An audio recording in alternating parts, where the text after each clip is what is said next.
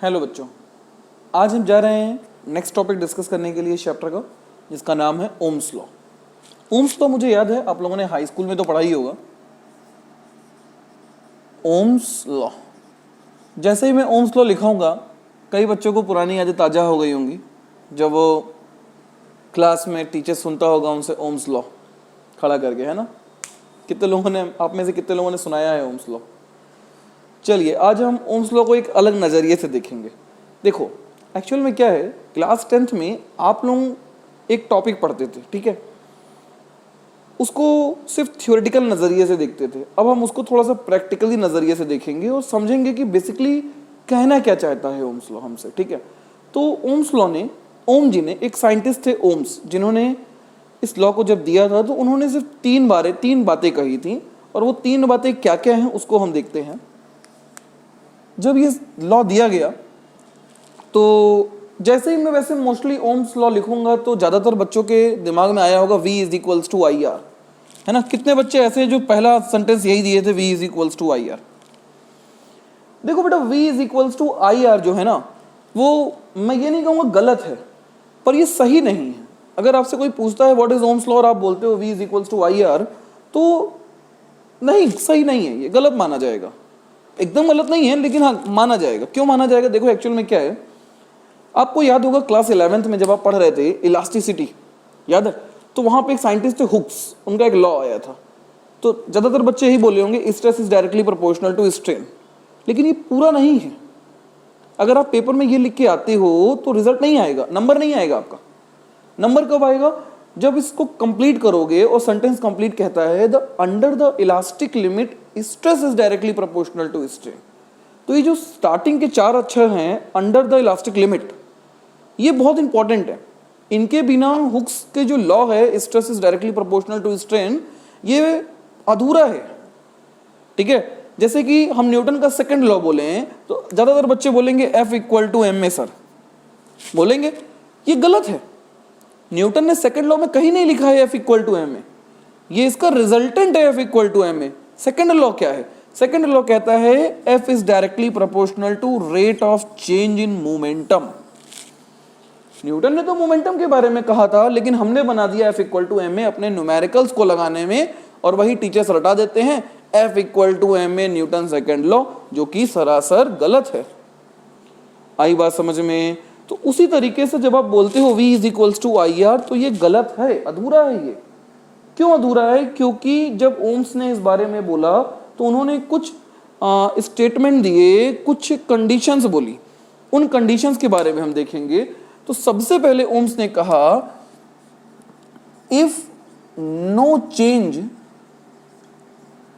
In physical property of wire,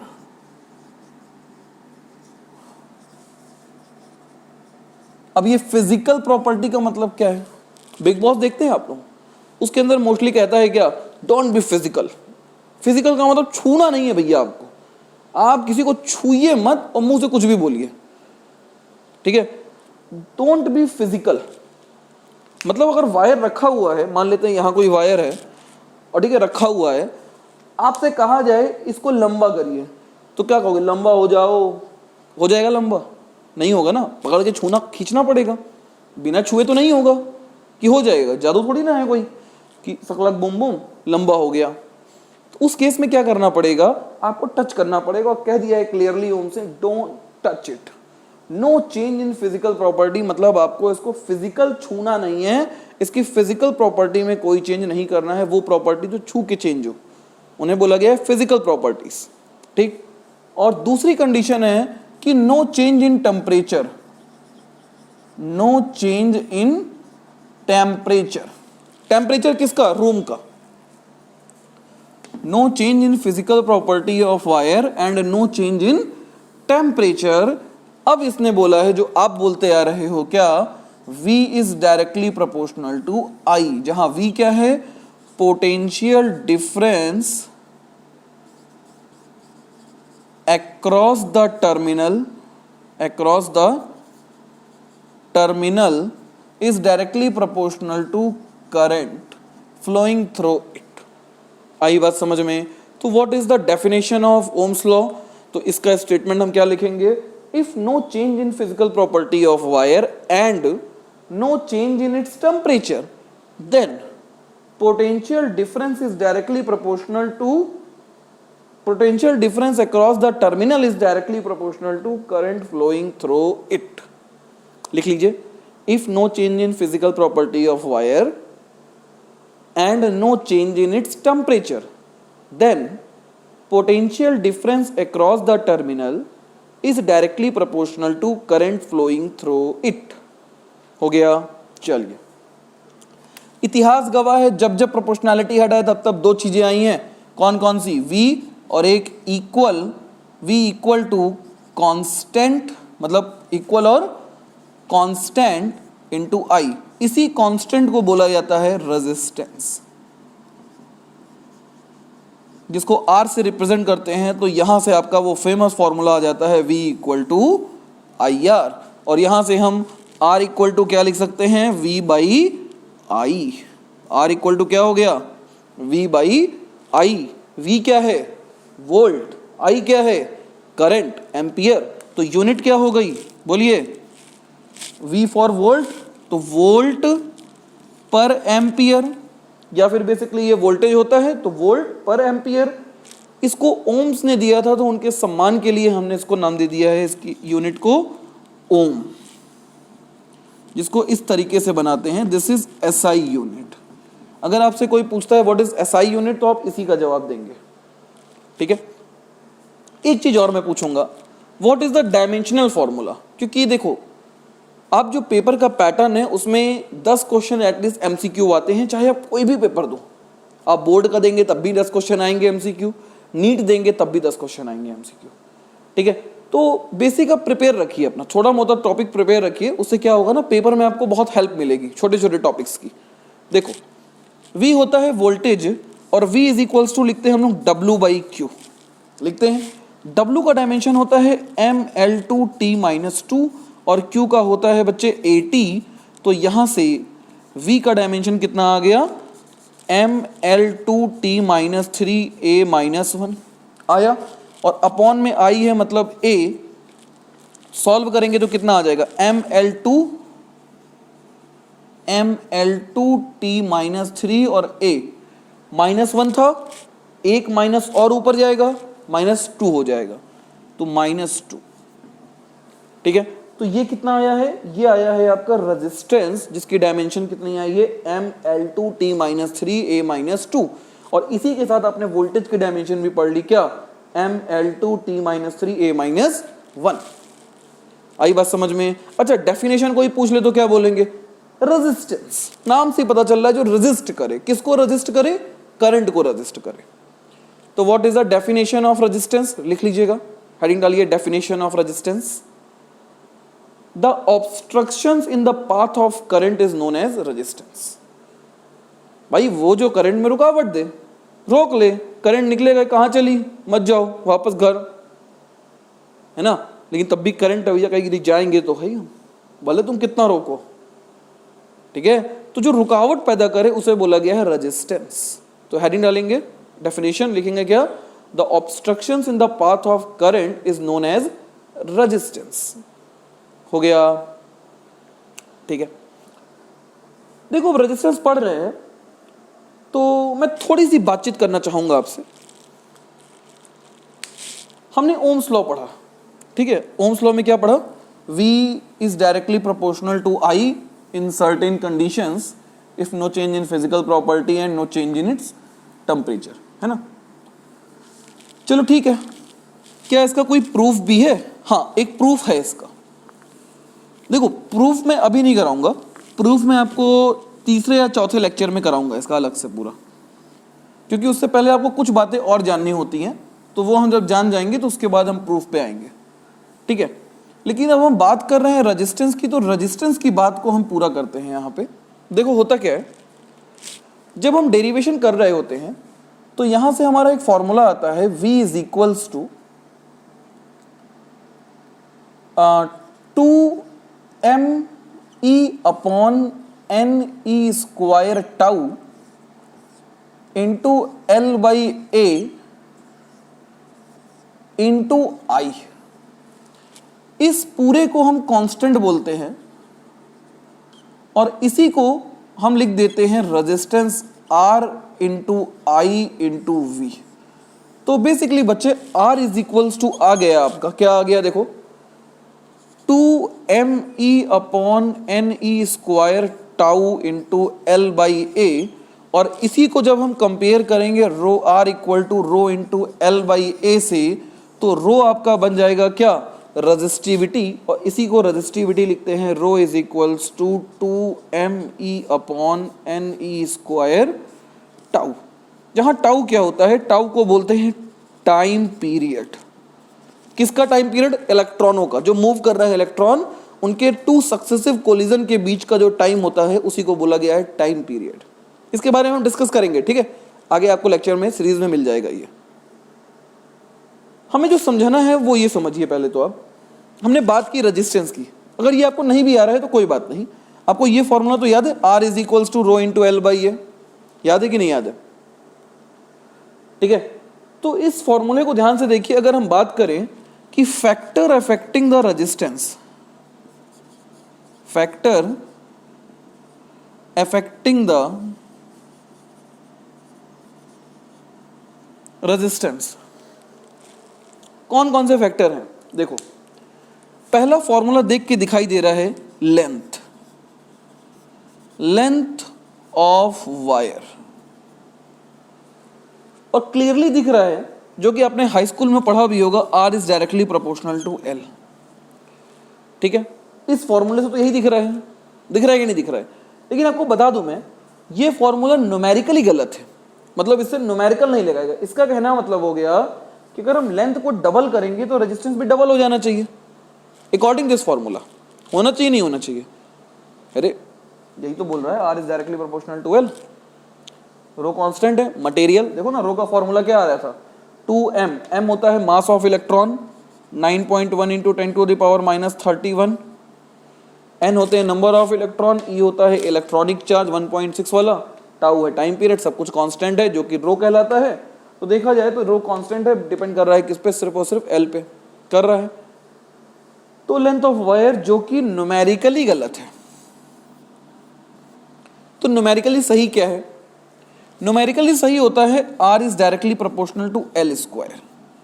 ये क्या हो गया, पहले कह रहा था कि अगर हम लेंथ को डबल करते तो रेजिस्टेंस डबल होता, लेकिन ये गलत है। क्यों गलत है, क्योंकि लेंथ को डबल करेंगे तो 2 की पावर 2 बोले तो 4 टाइम्स, रेजिस्टेंस 4 गुना हो जाएगा, 4 टाइम्स हो जाएगा। ये कैसे होता है इसको समझिए। आप लोगों ने कभी बूमर खाया है, वो चिंगम जो आता था पहले 1-2 रुपए का आता था बूमर, बूमर को निकालिए कभी मुंह से, ठीक है, इतना बड़ा होता है वो, उसको पकड़ के खींचिए तो क्या होगी, उसकी जो थिकनेस है वो धीरे धीरे कम होगी। और नहीं किया क्या ये सब चीजें आप लोगों ने बचपन में, ये सब नहीं किया तो क्या किया, च्युइंगम निकाला, पहले कूचा खूब, फिर निकाला, ठीक है, निकालने के बाद तो खींच के घुमा के फिर वापस अंदर, ये सब तो क्या ही होगा बचपन में आपने।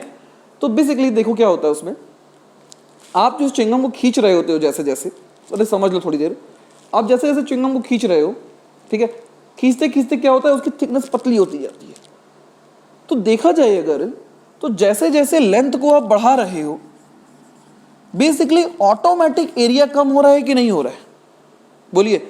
और यहां से ये भी पता चल रहा है कि एरिया कम होगा तो रेजिस्टेंस बढ़ेगा, क्योंकि यूनिवर्सली प्रोपोर्शनल है। अरे जो सामने है वो डायरेक्टली जो अपॉन में है वो यूनिवर्सली, यूनिवर्सली का मतलब एक बढ़ेगा दूसरा घटेगा, या दूसरा बढ़ेगा तो पहला घटेगा, ठीक है।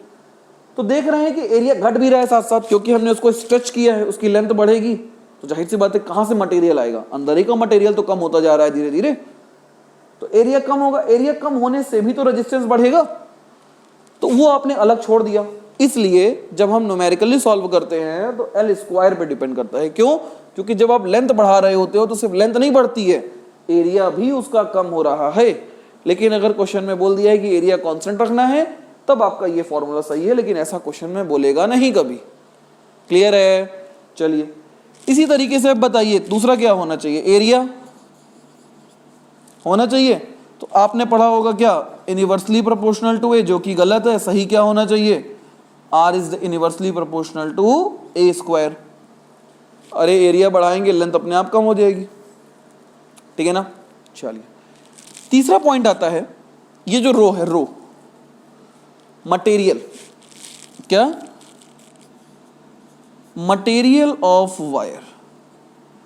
अगर वायर का मटेरियल अच्छा रहेगा, जैसे कॉपर का है ना, गोल्ड का, तो गोल्ड तो बहुत अच्छा मटेरियल है लेकिन महंगा ज़्यादा है, इसलिए हम नहीं लगा पाते गोल्ड। कॉपर सस्ता पड़ता है, ठीक ठाक है, लगा लेते हैं। लोहा कम ठीक ठाक है और सस्ता है लेकिन बेकार है, इसलिए नहीं लगाते। आई बात समझ में? तो मटेरियल भी बहुत डिपेंड करता है, ठीक। एक आखिरी आप पढ़ते थे टेम्परेचर। इन 4 फैक्टर्स की आप बात करते थे। पहला क्लियर हो गया, लेंथ बढ़ेगी रेजिस्टेंस बढ़ेगा, एरिया बढ़ेगी रेजिस्टेंस घटेगा। मटेरियल डिपेंड करेगा, समझ में आती है बात। टेम्परेचर पे कैसे डिपेंड करता है इसको समझते हैं। बाकी सब तो ठीक है, 3 टॉपिक क्लियर हो गए होंगे। टेम्परेचर पे कैसे डिपेंड करेगा इसको देखते हैं जरा सा 2 मिनट। यही मोस्ट इंपॉर्टेंट टॉपिक है। इधर का इरेज कर दो ये सब टॉपिक। देखो, इफेक्ट ऑफ टेम्परेचर की जब हम बात करेंगे, किसकी बात करेंगे? इफेक्ट ऑफ टेम्परेचर की। इफेक्ट ऑफ टेम्परेचर, तो टेम्परेचर से होता क्या है? हमारे पास 2 अलग अलग टाइप के मटेरियल की हम बात करने जा रहे हैं। नंबर 1 कंडक्टर की और नंबर 2 इंसुलेटर की। कंडक्टर और इंसुलेटर क्या होते हैं? अरे कंडक्टर जो इलेक्ट्रिसिटी को कंडक्ट करें इजिली, जिसमें फ्री इलेक्ट्रॉन्स होते हैं। इंसुलेटर जिसमें फ्री इलेक्ट्रॉन्स नहीं होते हैं। तो हमने पहले बोल दिया कि फ्री इलेक्ट्रॉन्स होते हैं, और जहां एन हमने क्या दिखाया था, एन को ही हमने बोला था फ्री इलेक्ट्रॉन्स। फ्री इलेक्ट्रॉन्स बोला था। तो बेसिकली अगर कंडक्टर का टेम्परेचर बढ़ाएंगे तो क्या होगा? इलेक्ट्रॉन तो पहले से ही है, ये तो मास ऑफ इलेक्ट्रॉन है, हमेशा कांस्टेंट है, ये भी कांस्टेंट है, तो बचा ये और ये। ठीक है, समझना जरा, जो मटेरियल पे कंसेप्ट पे डिपेंड करेगा। जैसे ही हम टेम्परेचर बढ़ाएंगे एनर्जी बढ़ेगी, और एनर्जी बढ़ेगी तो मोशन तेज हो जाएगा, चार्जेस इलेक्ट्रॉनों का हो जाएगा। अरे हो जाएगा नहीं हो जाएगा? पहले एनर्जी कम थी, एनर्जी बढ़ा दी तो मोशन ऑफ इलेक्ट्रॉन क्या होगा? तेज हो जाएगा। जैसे ही मोशन ऑफ इलेक्ट्रॉन तेज होगा तो मोशन ऑफ इलेक्ट्रॉन के तेज होते ही उन जो 2 इलेक्ट्रॉन आपस में कोलाइड कर रहे थे उनके बीच का टाइम क्या होगा? बढ़ जाएगा, कम हो जाएगा? अरे पहले धीरे धीरे आ रहे थे लड़ने, अब तेजी से लड़ने आएंगे, तो 2 कोलिजन के बीच का टाइम जो है वो बेसिकली क्या होगा? घट जाएगा। तो हम कह सकते हैं टेम्परेचर बढ़ाने से जो टाउ है, टाइम पीरियड, वो क्या होगा? कम होगा। और जैसे ही टाउ कम होगा तो रो क्या होगा? इन्वर्सली प्रोपोर्शनल है तो बढ़ेगा, और रो बढ़ेगा तो हमने एक फॉर्मूला लिखा था क्या? R is equals to rho into L by A. Rho बढ़ेगा तो R भी बढ़ेगा।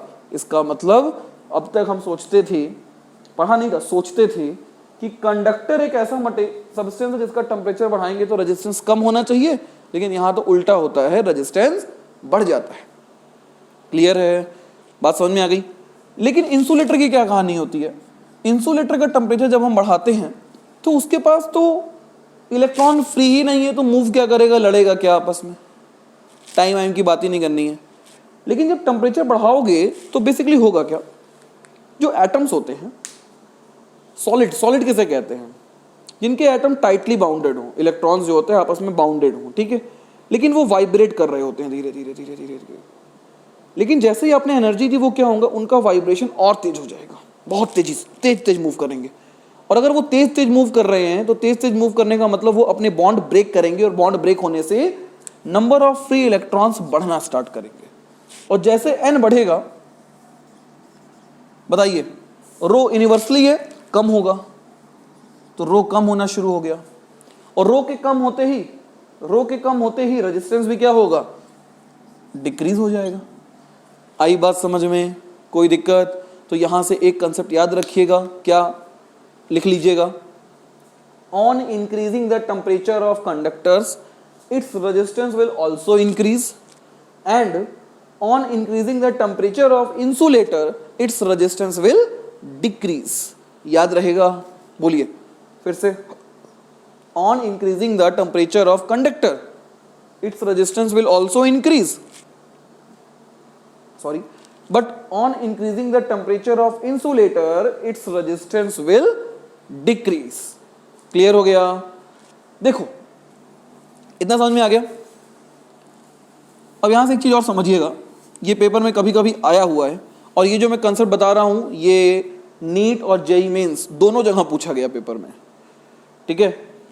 तो ये बहुत इंपॉर्टेंट है और ये रिपीट भी हो सकता है आपके लिए, अगर आपकी किस्मत अच्छी होगी तो जो जो बच्चे ये वीडियो देख रहे हैं वो इसको देखते ही खटाक से आंसर लगा के आएंगे पेपर में। चलिए हम कंडक्टर को उठाते हैं। कंडक्टर कहता है कि अगर मेरा टेम्परेचर बढ़ाओगे तो रेजिस्टेंस बढ़ेगा। बहुत अच्छी बात है। हम क्या चाहते हैं? हम चाहते हैं रेजिस्टेंस कम हो जाए। रेजिस्टेंस कम हो जाएगा तो भाई करंट को ज़्यादा रुकावट नहीं होगी, करंट मस्त घूमेगी, और करंट अगर अपने आप फ्लो करेगी तो सर्किट में बिजली का बिल जो है बेसिकली वो कम हो जाएगा, क्योंकि करंट को कोई रोकता है इसीलिए बिजली का बिल बढ़ता है, वायर हीट करते हैं, अननेसेसरी कॉस्ट आती है, ठीक है।